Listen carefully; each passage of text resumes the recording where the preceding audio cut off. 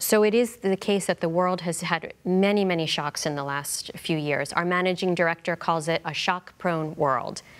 And the IMF, as an institution which aims to help member countries, needs to adapt to this shock-prone world. What we did when COVID hit was, for the first time in our history, we deployed enormous amounts of what we call emergency financing. We provided rapid financing very quickly in COVID to help countries with extra financing to finance healthcare, vaccines, other things that needed to be done in the midst of COVID. Later, we supplemented that with what we call SDR allocation.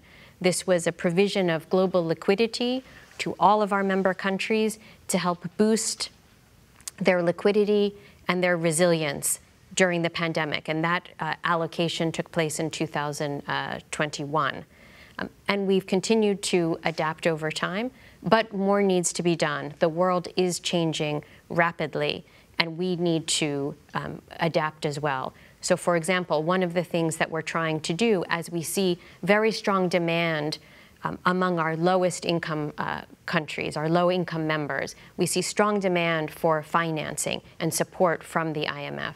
So we're making a call to please, to our stronger members, to please support us, support the low income members by filling the resource gap in our special concessional instrument that allows us to lend at zero interest rates to our low income members. These kind of adaptations and reforms need to continue to take place.